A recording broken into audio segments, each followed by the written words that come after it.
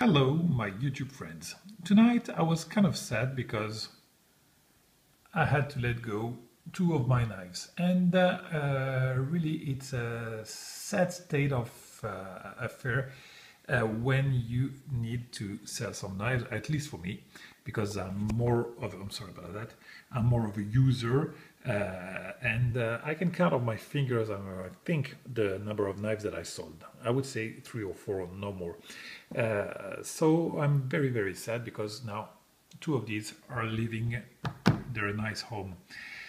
So since I was sad, to cheer me up, I decided to make a video for YouTube, and I decided to make a video about the PPT. So now, why would you say, why choose the PPT?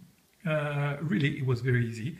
Actually, that was the knife that helped me to cut the cardboard to make those kind of bizarre boxes. So please, my friends, don't mock me, because I try to EDC my knife whenever I can. So whenever I receive a package, I open the knife with it, and whenever I want to make a package, actually, instead of buying a package, I do my custom package. So I cut the cardboard and I build the package. So don't mock me, it's done on purpose, please. So that was the knife that helped me to this special endeavor. So I wanted to make a review out of it. As I said, as usual, I'm not preparing anything here, and I just let this one go out of the box also to present it, because that was actually a prototype that I bought from Mr. Fred Perrin, and that was the small prototype that led SPYDERCO to build this knife. Actually, they made Fred Perrin and the other guys here from the PPT, Perrin, Perotti, and Thiel. They made 3 of these. This small one, I think this one was the medium one, or the medium here, I don't know, and the bigger one. Actually, there were 3 sizes, and they went for this one. To tell you the truth, I would have gone for this one, because this is really an EDC friendly. It looks like, hell.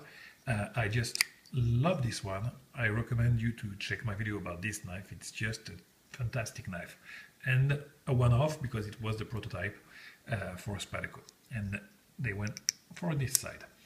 So what do we have here? The SPYDERCO Perrin PPT. When they made this knife, now it's discontinued, but when they made it, it has some kind of, it was a bestseller for SPYDERCO, and a lot of guys, I know that a lot of you guys like the PPT, as I do. I really like this knife, love it. So let's start the review with the blade. The blade is just fantastic. It's a kind of Warncliffe blade. The grind is just awesome, beautiful flat grind. As always, when SPYDERCO does their knives in Taichung, Taiwan, the result is just fantastic. Look at the grind here. The lines of the grind are just awesome. And what is to say about this logo? I've talked about that already. The logo of the Spidey logo from Taichung is just like in 3D. You can feel it in the fingers like that, and just awesome. So it's a flat grind, it cuts like hell, and yeah, you know what, I tried it tonight also to cut those cardboards. A lot of cuts, actually, you see, every angle I had to cut. So it cuts like hell. A lot of real estate here for the cutting part. Just love this kind of blade shape. This and the Tanto, those are my favorite blade shapes. Here you have it's not a logo actually, that's the PPT, as I said, stands for the makers, Fred Perrin, Perotti, and Sacha Thiel. Now they split up. Sacha Thiel has his own knives, Perrin his own knives, and I don't know about Perotti actually. Here it says Taichung, Taiwan. Now you know that it's a proof of quality when it's done in Taichung, Taiwan. When I first bought knives, when they were made overseas, like in Taiwan or in Japan, I was kind of, I want American knives. But now really I'd rather go for a Taichung than golden, most definitely. And you know what, Crucible, they ship their blade, as I already mentioned, they ship their blade, CPM S30V, to Taiwan. So that has to mean something. I mean, they vouch most definitely for this factory. So yeah, Warncliffe, flat grind, nice little swedge up there, very, very nice. And look at this jimping here, very effective jimping, and it goes very far here. So for a small cutting task, along with the choil here, you have a very secure grip, very, very nice, really nice for a small cutting task. I just love this knife because it's very friendly for every task of the day.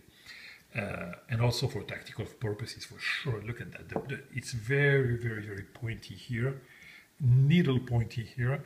And that would go, I mean, that would trust anything like butter. Boom. Not an issue whatsoever to trust. So nice tactical blade, very nice EDC friendly blade, small cutting task here.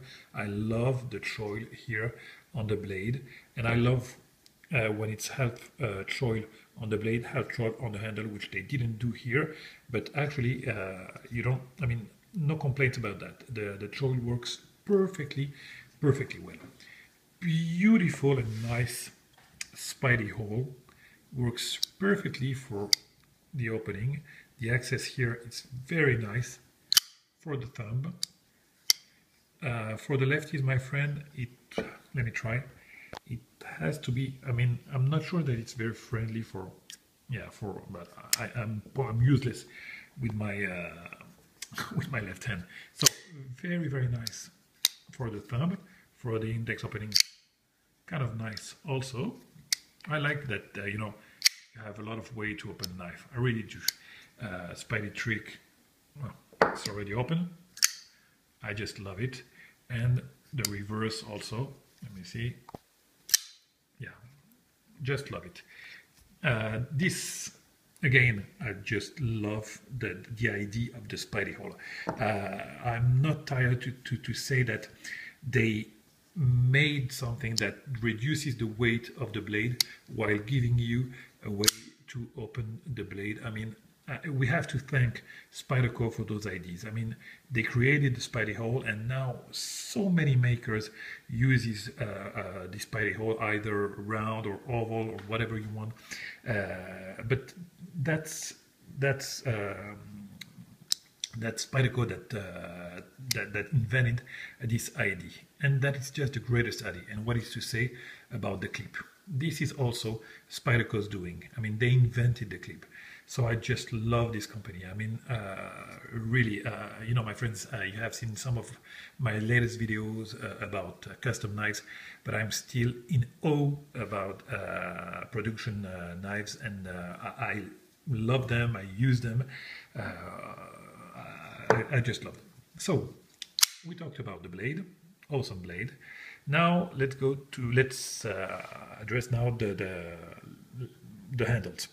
So that's structured G10. So now we get used to this structured G10. But you know, this one is just, the pattern is just awesome. I love it. They took really the same pattern that Perrin did on the prototype, and they did just an awesome job. Awesome job. The hardware is regular, regular screws, Torx. Also here the same pattern. And don't be fooled, it's not a liner lock here, it's a real frame lock. Look at the thickness here of the lock bar, the cut inside. And this is really a scale. It's not a handle, it's a scale. And that's a frame lock. Stainless steel, frame lock. This knife has a lot of weight. That was one of the issues that was addressed to this knife. And the weight comes from the fact that here it's all stainless steel. The liner, which is not milled, You won't see it, but it's not milled, believe me. It's also stainless steel. Let me try to catch here some light to see if you can focus here. No. No. But you are able to see there that it's really dark. That is because you have a huge here backspacer, and this is also stainless steel. And that's what gives this knife this weight, for sure.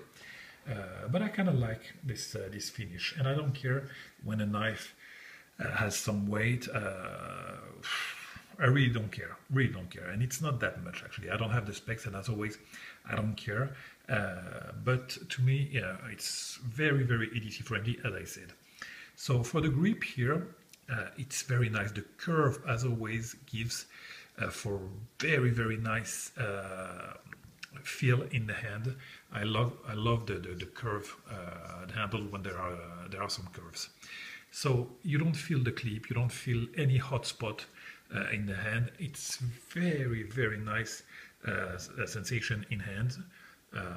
So for tactical, very nice. You have the jimping that works perfectly here, and also you have this position for a small cutting task, as I already said there.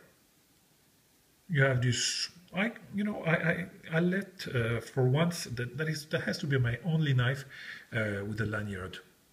Why not? I mean, this is delivered with the knife, and I think that it looks kind of nice. It's kind of neat. So the clip, I just love this clip. Just love it because it's very deep carrying the pocket. But I think that it's kind of weak, you know, because it's held here in place by only one tiny screw. And I guess that with time, that will probably move, you see. Now, it's kind of, yeah, it's okay. The retention is good, but I'm most definitely sure that this will move with time. Definitely sure. So, do I have anything interesting to say about this knife other than it's a rock solid knife? The fit and finish is just fantastic as always. Blade centering is dead on. No wingering, no side to side, no front to front. I mean, no movement whatsoever here. This is just a great, great knife. You probably can find some if you don't have it already. As I said, it's discontinued, but you can. I mean, it's not that hard, I think, to find one. So you know, if you have been interested by this knife and this video, yeah, it's most definitely a knife that I can recommend, provided that you are aware that it has some weight and the balance is very. It's not that well balanced, you see. So all the weight goes on the handle. If I put my finger here, you know, all the weight goes there, also on the handle. You see. So the balance is not that good. Look at that. When I put my finger here, let me see. You know, it goes on the back here. You see. So the weight is very, very much on the handle. But as I said, I absolutely don't care, and I love this knife. So my friends, I'm going to stop this video here, and I'm going to let those go. And I'm going to tell you to, you know, I'm going to say bye, and I'll catch you for another video. That's what I'm going to do. Bye-bye.